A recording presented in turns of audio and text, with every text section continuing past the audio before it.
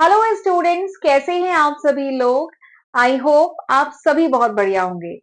तो चलिए फिर आज का लेक्चर हम लोग स्टार्ट करते हैं। आज का जो लेक्चर है उसमें हम डिस्कस करने वाले हैं बीबीए थर्ड सेमेस्टर का पेपर है टीबीएल का, that is team building and leadership का पेपर है। इसका 2023 का जो क्वेश्चन पेपर आया हुआ है वो आज के लेक्चर में हम डिटेल में डिस्कस करेंगे। 2024 का जो क्वेश्चन पेपर है वो मैं ऑलरेडी अपलोड कर चुकी हूँ, उसमें डिटेल में सॉल्यूशन डिस्कस किया है। आज हम 2023 का क्वेश्चन पेपर देखेंगे। ठीक है, तो चलिए फिर स्टार्ट करते हैं। अच्छा, लेक्चर स्टार्ट करने से पहले ना मैं बता देती हूँ, ये जो टीबीएल का पेपर है ये मैं अपने चैनल पे पढ़ा चुकी हूँ। ठीक है, पूरे आपको लेक्चर वीडियोस वगैरह मिल जाएंगे। सेपरेट प्लेलिस्ट मैंने इसकी बना दी है, उसका जो लिंक है वो आपको डिस्क्रिप्शन में मिल जाएगा या मैं फर्स्ट कमेंट में भी दे दूंगी। ठीक है, तो आप वहां से पढ़ सकते हैं। प्लस आपको प्रीवियस ईयर के क्वेश्चन देखने हैं तो एक सेपरेट प्लेलिस्ट है प्रीवियस ईयर की, तो और है प्रीवियस ईयर के क्वेश्चन पेपर की एक सेपरेट प्लेलिस्ट मैंने बना दी है, जिसमें बीबीए के, बीकॉम के, एमबीए के डिफरेंट जो सब्जेक्ट्स हैं उनके मैंने प्रीवियस ईयर के क्वेश्चन पेपर सॉल्व किए हैं, तो वो आपको वहां पे मिल जाएगी। दोनों की मैं लिंक जो है, दोनों का ही प्लेलिस्ट का लिंक मैं डिस्क्रिप्शन में दे दूंगी। ठीक है, तो चलिए फिर स्टार्ट करते हैं आज का लेक्चर। ये है question paper team building leadership, दिसंबर 2023 का क्वेश्चन पेपर है, बीबीए का पेपर है ये। आप जानते हैं क्वेश्चन पेपर कितने का आता है, 75 मार्क्स का आता है। 3 सेक्शन होते हैं, section A B C. Section A 5 question करने होते हैं, ऑल आर कंपल्सरी, 3 नंबर का हर क्वेश्चन होता है। ठीक है, तो ये देखिए सेक्शन ए। पहले मैं आपको क्वेश्चन पेपर दिखा रही हूँ, उसके बाद सॉल्यूशन करेंगे। ये सेक्शन ए है, इसके 5 क्वेश्चन है। Question number 1, 2, 3, 4, 5। This is section B.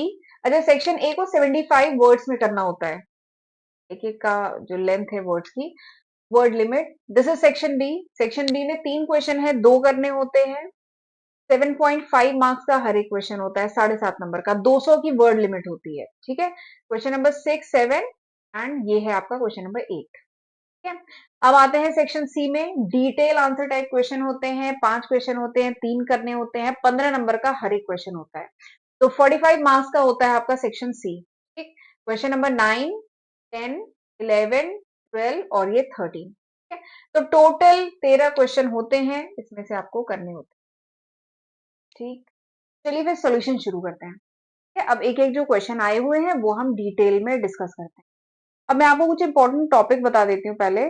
जो हमने 2024 का क्वेश्चन पेपर देखा, तो 2023 को भी जब मैंने एनालाइज किया तो कुछ टॉपिक है, कुछ कॉन्सेप्ट है जहां से हर साल क्वेश्चन आते हैं। देखिए, पेपर का नाम क्या है, टीम बिल्डिंग एंड लीडरशिप।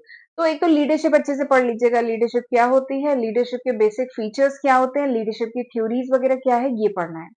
फिर टीम बिल्डिंग में टीम क्या होती है, नेचर क्या है, कितने टाइप की होती है, ये सब पढ़िएगा। ठीक है, फिर इसके बाद एक पर्सनालिटी एक टॉपिक है, वहां से भी बहुत क्वेश्चन आए हैं। ठीक है, पिछले 2024 की बात करूं तो सेक्शन ए में भी थे, सेक्शन बी में भी, सेक्शन सी में भी, तीनों ही सेक्शन में पर्सनालिटी के क्वेश्चन थे, यहाँ पे भी आए हैं। ठीक है, तो ये 3 टॉपिक जरा ना जरूर करके जाइएगा एग्जाम में। तो चलिए स्टार्ट करते हैं विद सेक्शन ए के पहले क्वेश्चन से। थोड़ा सा स्क्रीन में बड़ी कर देती हूँ। हाँ, तो क्वेश्चन क्या है, what is mean by cross functional team. Cross functional team क्या होती है, देखिए नाम क्या है, क्रॉस फंक्शनल टीम। पिछले लेक्चर में पिछला जो 2024 का पेपर था उसमें आया था टाइप ऑफ टीम, कितने टाइप की टीम होती है। तो वहां पे भी मैंने क्रॉस फंक्शनल टीम बताया था कि क्रॉस फंक्शनल टीम क्या होती है। एक होती है फंक्शनल टीम, एक होती है cross functional team. Cross functional team basically वो टीम होती है जहां पे different function, basically different department के लोगों को पिक किया जाता है उस टीम में, ताकि जो भी स्पेसिफिक टास्क या स्पेसिफिक गोल है उसको अचीव कर सके। ठीक है, जैसे सपोज करिए कोई काम आया, कोई टास्क आया, कोई प्रोजेक्ट आया, उस प्रोजेक्ट के लिए एक एचआर के पर्सन, फाइनेंस के पर्सन, मार्केटिंग के, प्रोडक्शन के, आईटी के, हर डिपार्टमेंट से, परचेज से, हर डिपार्टमेंट से एक एक पर्सन लिया गया। तो ये जो टीम बन रही है ना, this is cross functional team. ये डिफरेंट डिफरेंट फंक्शंस के लोगों को इस टीम में इंक्लूड किया गया। ठीक है, this is cross functional team. तो क्रॉस फंक्शनल टीम वो टीम होती है which consist of member from different department या different functional area. Marketing, finance, production, HR, IT साथ मिलके काम करते हैं ताकि कॉमन गोल को अचीव कर सके, प्रोजेक्ट को कंप्लीट कर सके। फायदा क्या है कि डाइवर्स स्किल, अगर आप अलग अलग डिपार्टमेंट से लोगों को लेंगे तो कई टाइप की स्किल आपके इस टीम में होगी। ठीक है, प्रॉब्लम सॉल्व होगी, डिसीजन आप सही ले पाएंगे। ठीक है, तो this is cross functional team. अगला क्वेश्चन देखते हैं कि distinguish between team and group. Team और ग्रुप में क्या अंतर है?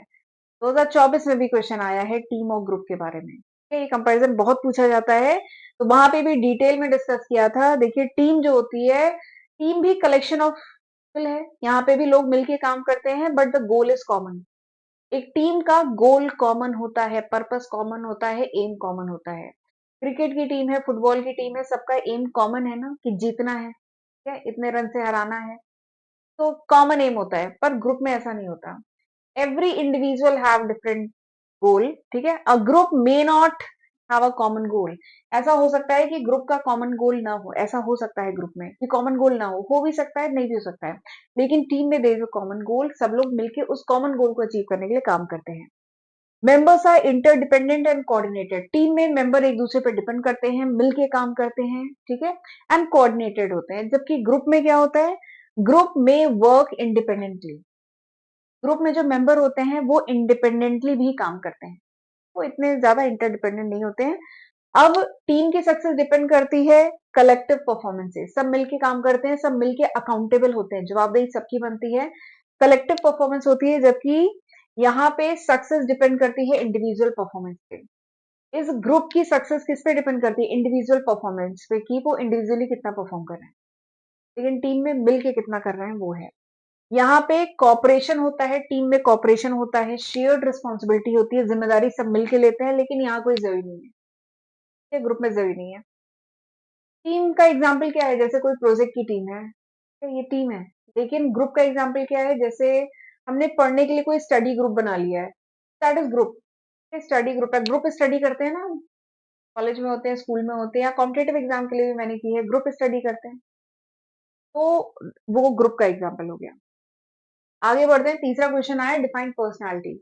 पर्सनैलिटी क्या होती है? ठीक है, तो पर्सनैलिटी पे भी बता रही हूँ कि पिछले 2024 में भी पर्सनैलिटी पे बहुत क्वेश्चन आया है, तो इस बार भी आया है। पर्सनैलिटी क्या है? It is a set of unique traits and characteristic. ये पर्सनैलिटी किसी पर्सन के वो खास फीचर्स, वो खास कैरेक्टरिस्टिक होते हैं, खास बिहेवियर या एटीट्यूड होते हैं, इमोशनल पैटर्न होते हैं, जिसके बेसिस पे हम क्या करते हैं, एक इंडिविजुअल सोचता है, फील करता है, एक्ट करता है, this is called its his या हर पर्सनैलिटी। किसी पर्सन की पर्सनैलिटी क्या होती है? किसी पर्सन की जो पर्सनैलिटी है, बेसिकली वो सेट है यूनिक, हमारे जो यूनिक फीचर्स हैं, यूनिक कैरेक्टरिस्टिक हैं, हमारा जो एटीट्यूड है, बिहेवियर है, जिस वजह से हम, क्या होता है, एक पर्टिकुलर वे में सोचते हैं, फील करते हैं, एक्ट करते हैं उसी के अकॉर्डिंग, तो ये क्या है? हमारी पर्सनैलिटी है, ठीक है। देखिए, आपने देखा होगा सेम चीज पे अलग अलग लोग अलग अलग तरीके से रिएक्ट करते हैं। ये क्यों रिएक्ट करते हैं ऐसे? क्योंकि उनकी पर्सनैलिटी ऐसी है। It represent a person consistent way of responding to a different situation. Different situation या एक सिचुएशन पे अलग अलग पर्सन अलग अलग तरीके से रिस्पॉन्ड करते हैं, क्योंकि भाई पर्सनैलिटी अलग अलग है, ठीक। तो दिस इज पर्सनैलिटी। पर्सनैलिटी पे एक और क्वेश्चन कि type A type B personality बताइए। Explain type A and type B personality. तो टाइप ए पर्सनैलिटी क्या होती है? टाइप ए वाले बहुत एग्रेसिव होते हैं, ठीक है। टाइप ए वाले जो है हाईली कॉम्पिटिटिव, हाईली एम्बिशियस, ठीक है, चाहिए तो चाहिए, बहुत ही कॉम्पिटिटिव होते हैं, ठीक है। वो इम्पेशंस होते हैं, ठीक है, बहुत मतलब रुक नहीं सकते, इम्पेशेंट होते हैं, उन्हें रिजल्ट चाहिए ही चाहिए, बहुत टाइम कॉन्शियस होते हैं, समय नहीं बर्बाद करते, बहुत एग्रेसिव, मैं बताई थी ना, बहुत एग्रेसिव होते हैं, बहुत जल्दी उन्हें स्ट्रेस आ जाता है, काम बराबर हुआ नहीं तो। स्ट्रॉन्ग डिजायर होती है अचीवमेंट एंड सक्सेस, उन्हें चाहिए ही चाहिए, ये सब टाइप ए है। जबकि टाइप बी इसका जस्ट अपोजिट, बहुत काम कूल लोग होते हैं। टाइप बी पर्सनैलिटी क्या है? एकदम calm, relax, easy going type, type B है। पेशेंट है, ऐसा कोई कॉम्पिटिटिवनेस नहीं है, और बहुत ऐसे सक्सेस वगैरह नहीं चाहिए, ठीक है, लाइफ चल रही है बस।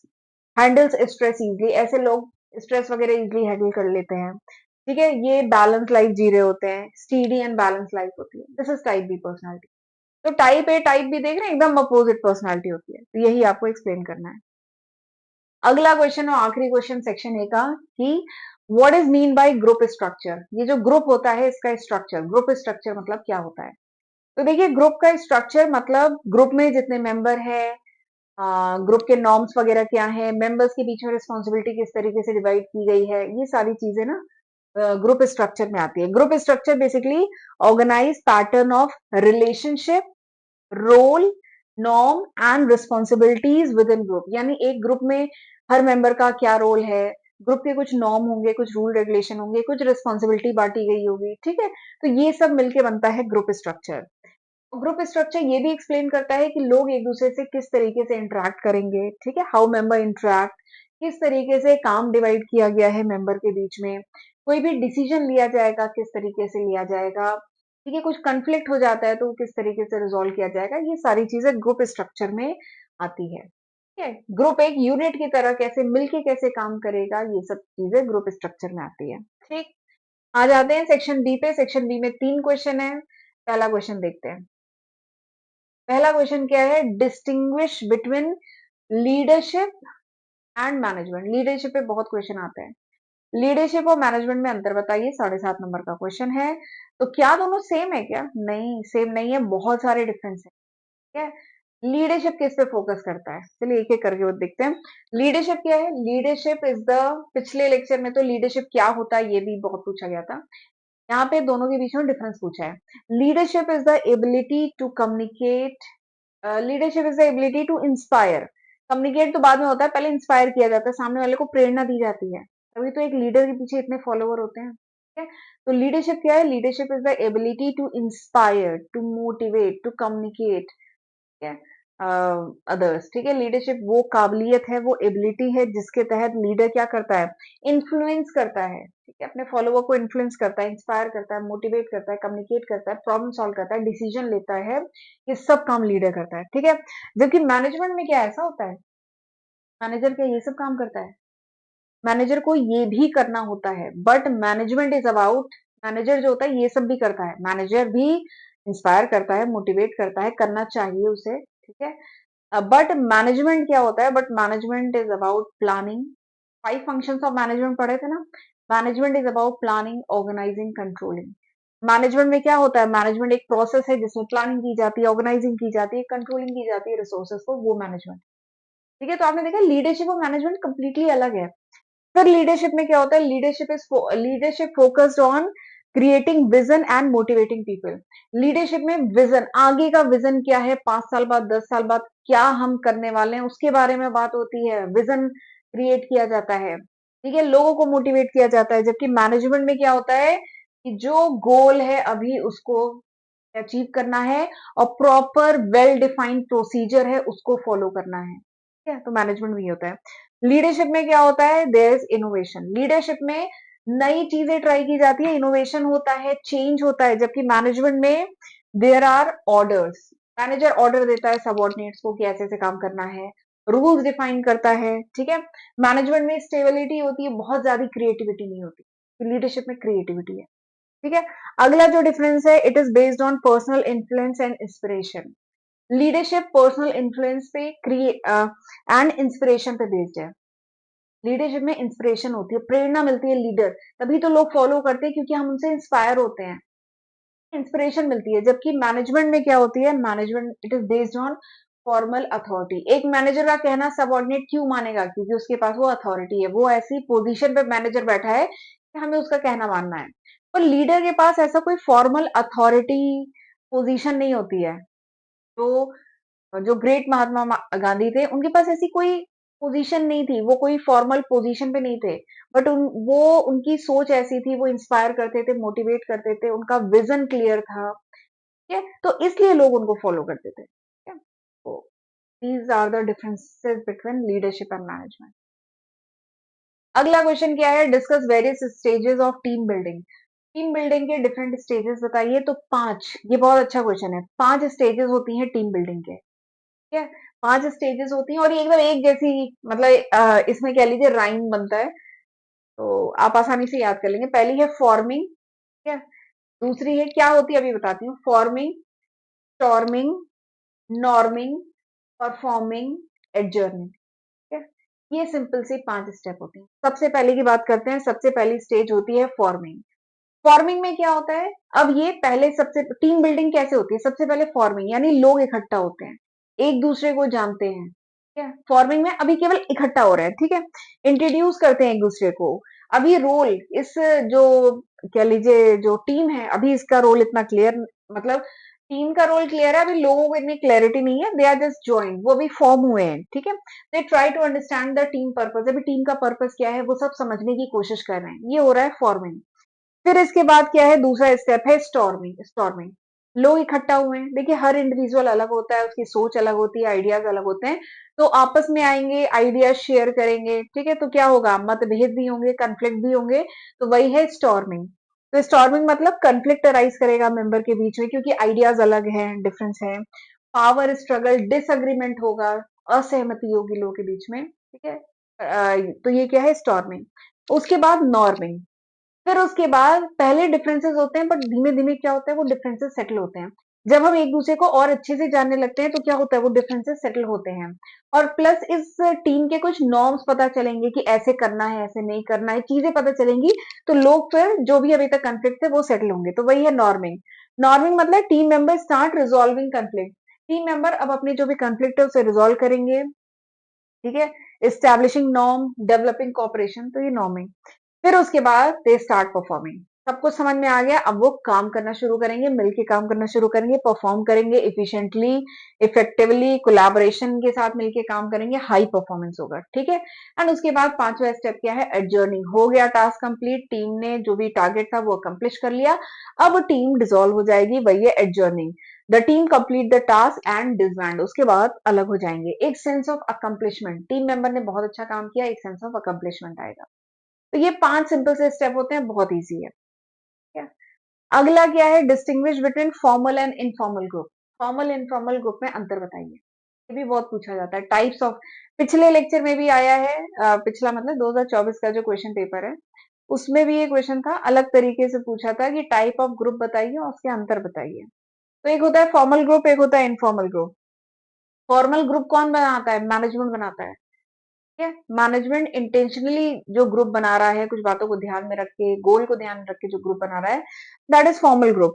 Informal group creates naturally among employ.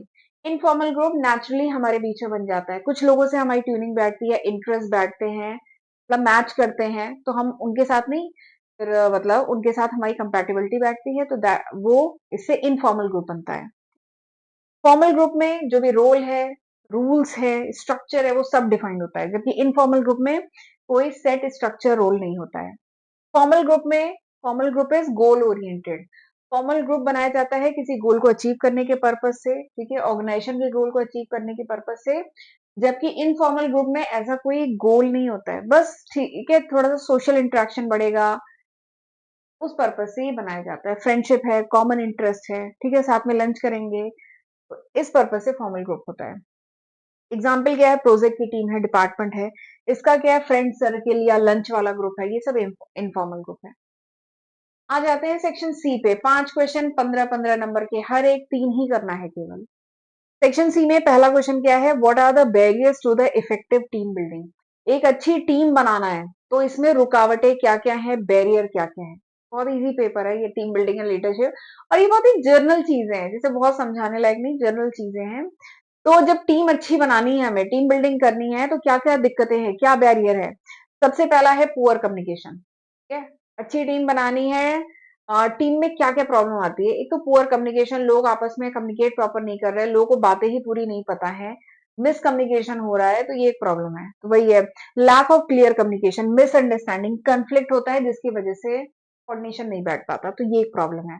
Lack of trust, विश्वास ही नहीं है अपने टीम मेंबर पे, तो विश्वास नहीं है तो क्या है, अगर मेरे पास कुछ अच्छे आइडियाज हैं तो मैं शेयर ही नहीं करूंगी, ठीक है, तो वही लैक ऑफ ट्रस्ट, ये भी एक प्रॉब्लम है अच्छी टीम बिल्डिंग में। टीम मेंबर हेजिटेट करते हैं टू शेयर आइडिया, क्योंकि वो मतलब दूसरों पर ट्रस्ट ही नहीं है, भरोसा ही नहीं है। अगला क्या है, कन्फ्लिक्ट। टीम मेंबर में हर इंसान अलग होता है, आइडियाज अलग होते हैं, थॉट प्रोसेस अलग होता है, तो कन्फ्लिक्ट अराइज करता ही है।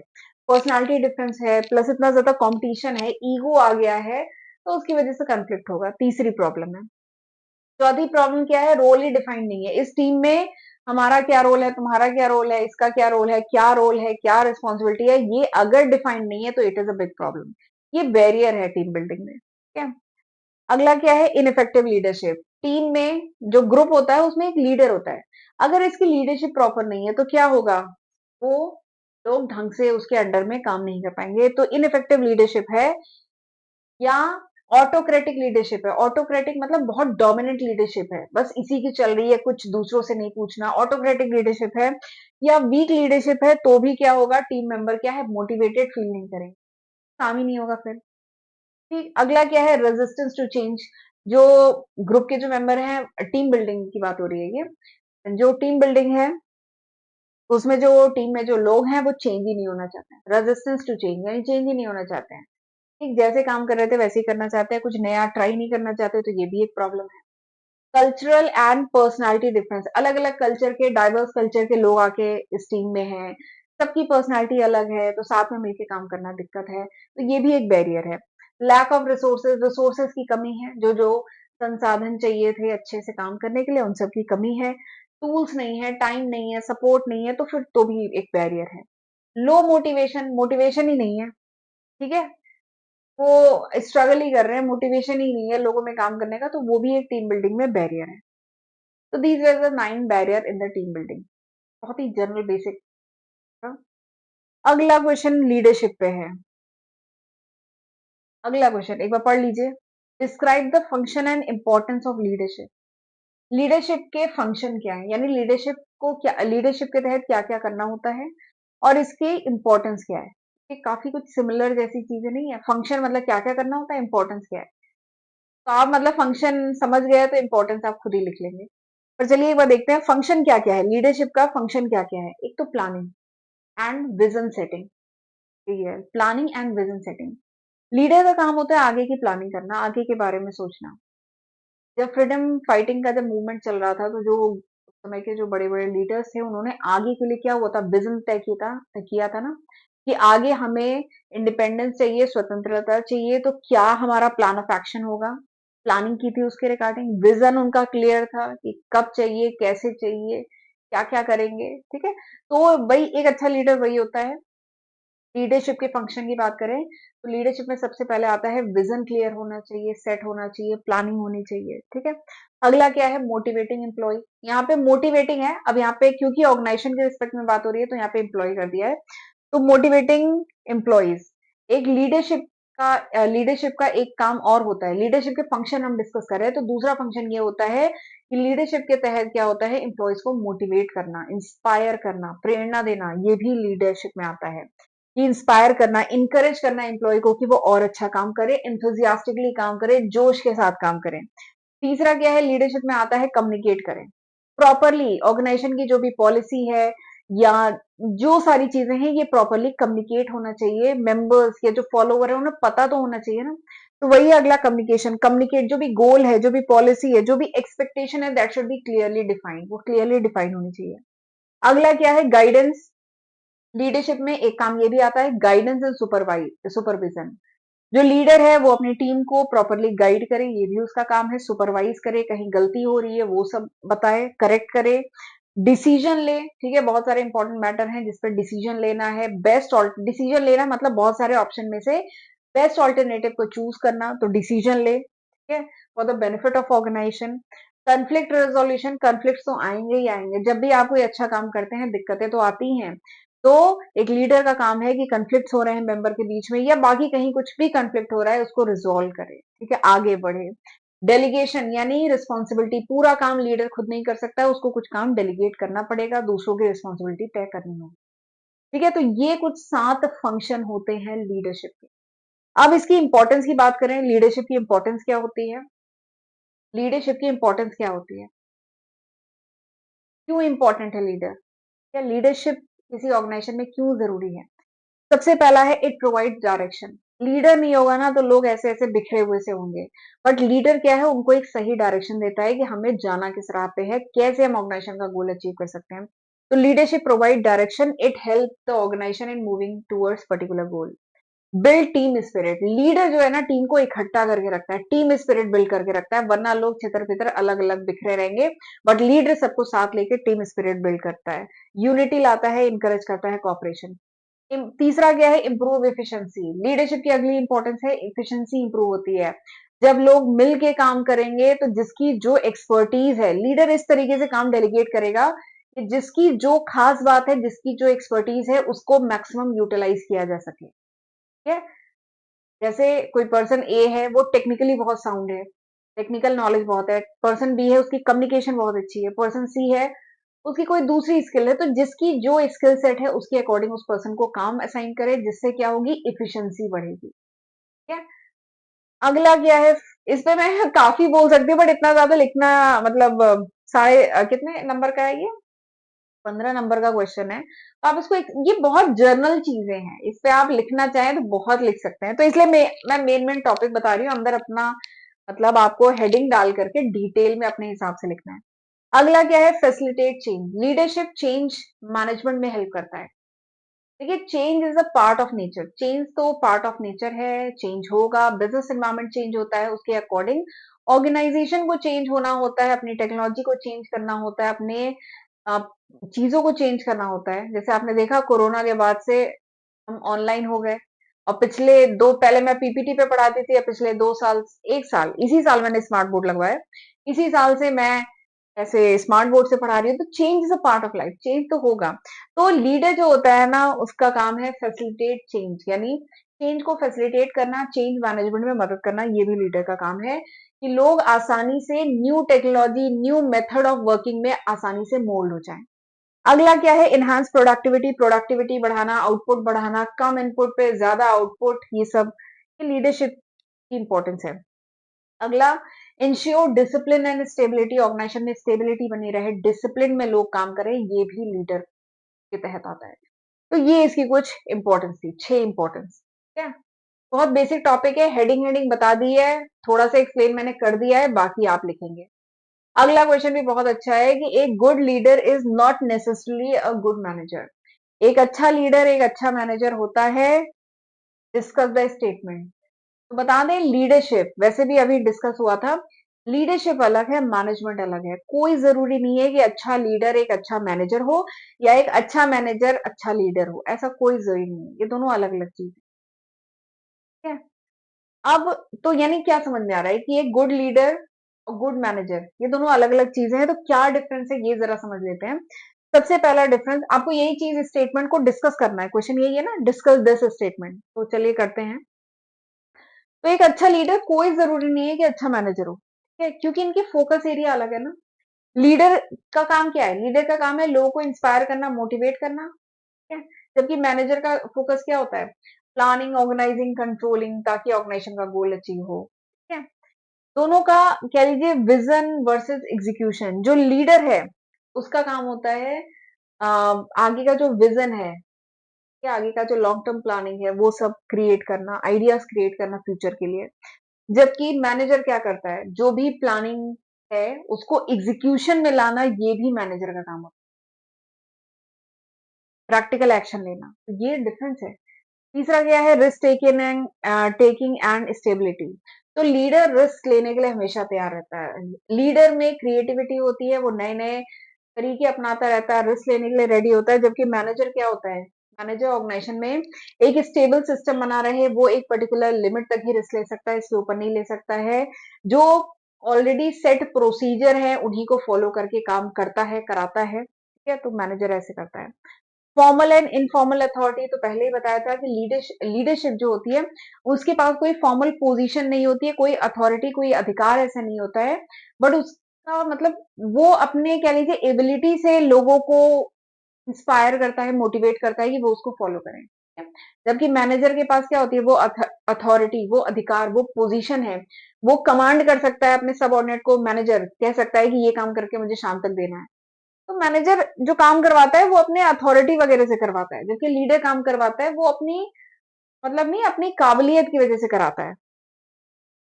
लीडर फोकस किस पे करता है, लोगों पे, पीपल पे, इमोशन पे, मोटिवेशन पे। जबकि जो मैनेजर है उसका फोकस किस पे रहता है, काम पे, टास्क पे, प्रोसेस पे, प्रोसीजर पे। इस प्रोसीजर से काम होना है, मैनेजर ये बोलेगा। ठीक है। तो यानी हम क्या कंक्लूड कर सकते हैं कि a person may be an excellent leader. तो हम ये कंक्लूड कर सकते हैं कि कोई पर्सन एक्सीलेंट लीडर, बहुत बढ़िया लीडर है, मोटिवेट, इंस्पायर करता है, लेकिन उसकी टेक्निकल स्किल, उसकी एडमिनिस्ट्रेटिव स्किल और बाकी स्किल जो है वो लैक कर सकती है। तो a good leader is a good manager, ऐसा कुछ मतलब ऐसा नहीं जनरली होता है।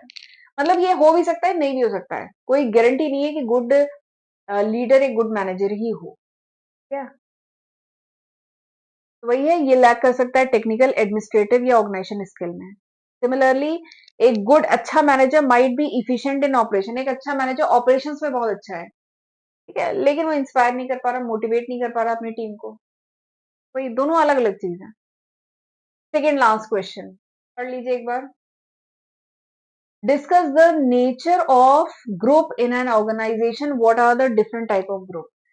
ग्रुप के फीचर्स बताने हैं और डिफरेंट टाइप के ग्रुप कौन से होते हैं ये बताना है, ठीक है। तो nature of group in an organisation यानी फीचर्स बताइए ग्रुप के।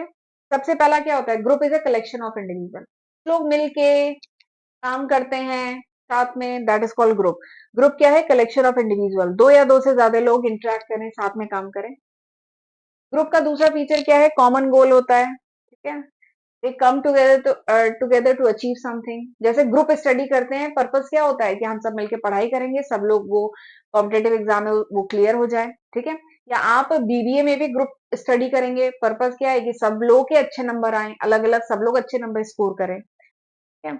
Interaction and communication, group member regularly interact करते हैं, कम्युनिकेट करते हैं, कोऑर्डिनेट करते हैं। अगला जो फीचर है दैट इज इंटरडिपेंडेंस। जो सक्सेस है किसी भी मेंबर की, ये डिपेंड करती है on the performance of other. अगर हम ग्रुप स्टडी कर रहे हैं, बीबीए में आप पढ़ाई कर रहे हैं, आप ग्रुप स्टडी कर रहे हैं, दैट इज ऑल्सो ग्रुप, ठीक है। वो ग्रुप स्टडी कर रहे हैं, तो किसी पर्सन की, किसी स्टूडेंट की जो सक्सेस है कि वो कितना नंबर लाएगा, कैसा करेगा, it depend upon the performance of the other, यानी बाकी जो मेंबर है उनकी परफॉर्मेंस पे भी डिपेंड करेगा। मतलब समझे, ये पर्सन कैसा, ये जो स्टूडेंट है कैसा परफॉर्म करेगा, it depend upon the performance of other, ये दूसरे की परफॉर्मेंस पे भी डिपेंड करता है। ये बात सही है ना। बाकी सब अगर पढ़ने में अच्छे हैं, आप ग्रुप स्टडी कर रहे हैं अच्छे बच्चों के साथ, हम सपोज करिए एवरेज हैं, लेकिन मैं 3 बच्चों के साथ ग्रुप स्टडी कर रही हूँ, वो लोग पढ़ने में बहुत अच्छे हैं, तो हम ग्रुप स्टडी कर रहे हैं, तो वो लोग भी अपनी नॉलेज शेयर कर रहे हैं, ठीक है। तो उससे हमें फायदा होगा ना। तो वही बात है, इंटरडिपेंडेंस होती है। सक्सेस किसी मेंबर का often depend upon the performance of other. Group में ऐसा होता है। ग्रुप में there is norm, there is rule, ठीक है। ग्रुप डेवलप करता है अपने खुद के नॉर्म्स है, मतलब खुद के, या ऑर्गेनाइजेशन में है तो वैसा नॉर्म्स होते हैं, वैल्यू होती है, वर्किंग का मेथड होता है, ठीक है। स्ट्रक्चर होता है, ग्रुप में रोल होते हैं, लीडरशिप का पैटर्न होता है, रिस्पॉन्सिबिलिटी होता है। Group influence on behaviour, group member influence attitude, decision and behaviour of individual. हम एक पर्टिकुलर ग्रुप में हैं तो हमारे बिहेवियर पे, हमारे एटीट्यूड पे फर्क पड़ेगा ना। अगर मैं 3 अच्छे बच्चों के साथ पढ़ाई कर रही हूँ, ग्रुप स्टडी कर रहे हैं, मैंने 2 महीना अच्छे बच्चों के साथ, मेरे से ज्यादा ब्राइट स्टूडेंट थे, वो बहुत अच्छे बच्चे थे, उनके साथ पढ़ाई कर रही हूँ, तो नो डाउट उनका जो एटीट्यूड है, उनका अगर उनका पॉजिटिव एटीट्यूड होगा ही, ठीक है। तो उनका जो पॉजिटिव एटीट्यूड है, ठीक है, जनरली जो लोग अच्छा परफॉर्म कर रहे होते हैं वो होते हैं पॉजिटिव, ठीक है। तो उनका जो भी पॉजिटिव एटीट्यूड है, डिसीजन है, बिहेवियर है, उसका इम्पैक्ट हम पे भी पड़ेगा, ठीक है। तो वही है इन्फ्लुएंस ऑन बिहेवियर।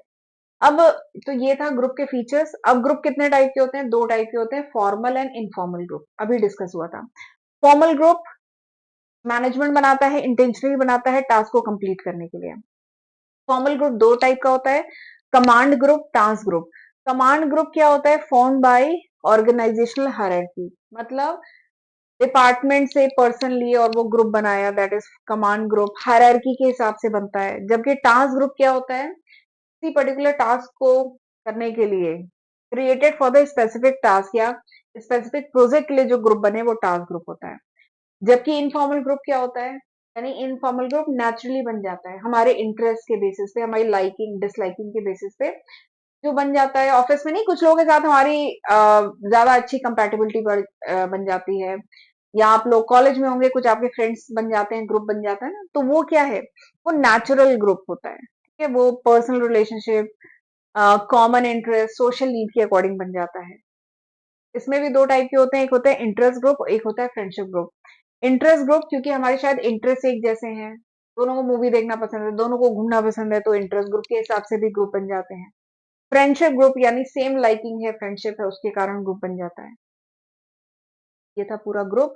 आ जाते हैं आखिरी क्वेश्चन पे, that is state and explain the trade theory of personality.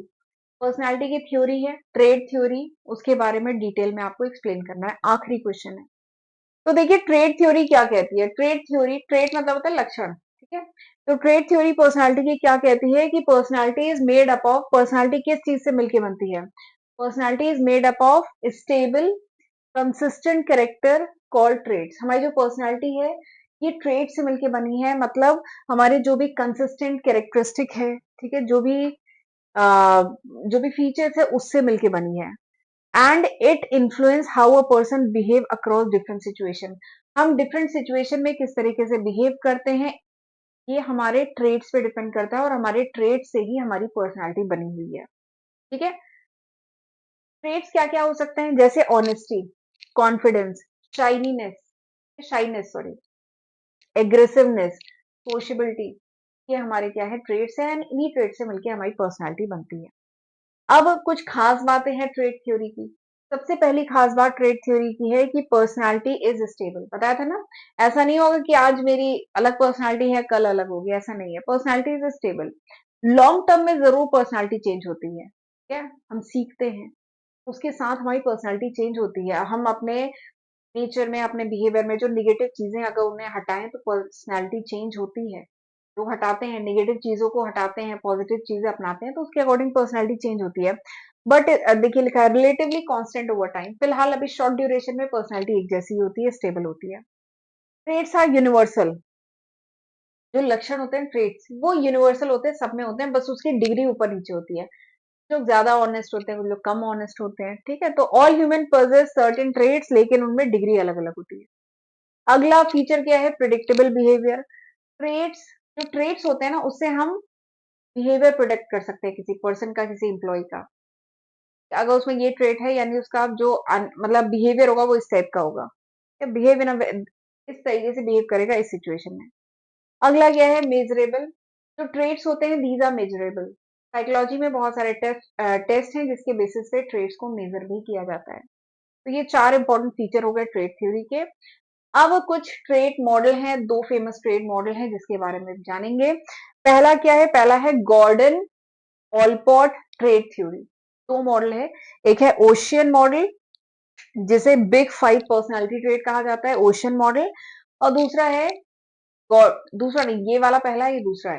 ये क्या है, गॉर्डन ऑलपॉट ट्रेट थ्योरी। अब इनमें क्या क्या कहा गया है, शॉर्ट में मैंने यहाँ पे लिखा है। गॉर्डन ऑलपॉट ट्रेट थ्योरी जो है उसमें कहा गया है कि जो ट्रेट्स हैं उनको तीन कैटेगरी में डिवाइड किया गया है। पहला क्या है, कार्डिनल ट्रेट। कार्डिनल ट्रेट मतलब कि जो डोमिनेंट ट्रेट्स होते हैं दैट गाइड इंटायर बिहेवियर। कुछ इंपॉर्टेंट ट्रेट होते हैं जो हमारे बिहेवियर को गाइड करते हैं, मेजरली वही ट्रेट गाइड करते हैं, उन्हें कार्डिनल ट्रेट कहते हैं। अगला क्या है, सेंट्रल ट्रेट यानी journal trait that shape personality. कुछ सेंट्रल ट्रेट, जर्नल ट्रेट होते हैं जो हमारी पर्सनालिटी को डिफाइन करते हैं। कुछ होते हैं सेकेंडरी ट्रेट यानी वो ट्रेट जो अगर कुछ स्पेशल सिचुएशन में ही वो लक्षण दिखते हैं, that is called secondary trait. ठीक है, तो जो ट्रेट है उन्हें तीन कैटेगरी में डिवाइड किया है। कौन कौन से, cardinal, central and secondary trait. ठीक, ये तीन टाइप के हो गए। अब अगला क्या है, बिग फाइव पर्सनालिटी ट्रेट या जिसको ओशन मॉडल भी कहा जाता है। ओशन, ये वर्ड याद रखिएगा क्योंकि पांच जो पर्सनालिटी ट्रेट है वो इसी से बने हैं। ओ से क्या है, ओपननेस। सी से क्या है, कॉन्शियसनेस। ई से क्या है, एक्स्ट्रा वर्जन। ए से क्या है, एग्रीएबलनेस। एन से क्या है, न्यूरोटिज्म। ठीक है, तो ये पांच, ये ओशन मॉडल है, पांच कह लीजिए पर्सनालिटी के ट्रेट्स हैं। ओपननेस समझ रहे होंगे सबका मतलब, ओपननेस मतलब बहुत ओपन होना, क्रिएटिव होना, क्यूरियोसिटी है, ठीक है, दैट इज ओपननेस, ये पर्सनालिटी का ट्रेट है। अगला क्या है, कॉन्शियसनेस यानी अवेयरनेस। बेसिकली कॉन्शियस है, अवेयर है, रिस्पॉन्सिबिलिटी समझते हैं, डिसिप्लिन है, ठीक है। एक्स्ट्रावर्जन मतलब खूब टॉकेटिव, ठीक है। सोशबिलिटी, खूब सोशल है। एग्रीएबलनेस मतलब काइंडनेस, ठीक है, कोऑपरेशन रहता है। न्यूरोटिज्म मतलब क्या होता है, इमोशनल स्टेबिलिटी एंड इनस्टेबिलिटी, ये न्यूरोटिज्म है। तो ये पांच बिग फाइव पर्सनालिटी ट्रेट हैं। तो पर्सनालिटी की थ्योरी के बारे में बोले तो दो ये ट्रेड थ्योरी में दो आते हैं, ठीक है। और इसी के साथ आपके ये जो 13 क्वेश्चन थे टीबीएल, टीम बिल्डिंग एंड लीडरशिप के क्वेश्चन पेपर में 2023 में, ये इस तरीके से खत्म होते हैं। तो लेक्चर आज का मैं वाइंड अप करती हूँ। अब अगले लेक्चर में कोई दूसरा सब्जेक्ट उठाएंगे, डिटेल में प्रीवियस ईयर के क्वेश्चन सॉल्व करेंगे। और अब आपको क्या करना है, वीडियो को जरूर लाइक कर दीजिएगा, फ्रेंड्स के साथ शेयर कर लीजिएगा, सब्सक्राइब कर लीजिएगा चैनल अगर अभी तक नहीं किया है तो, क्या, क्योंकि आपके एग्जाम आने वाले हैं, मैं हर दिन आपके लिए वीडियो ला रही हूँ, तो प्लीज मुझे भी सपोर्ट करते रहा करिए ताकि मैं इसी तरीके से वीडियो लाती रहूँ। ठीक है, तो चलिए फिर मिलते हैं अगले लेक्चर वीडियो में। तब तक अपना ध्यान रखिएगा। God bless you.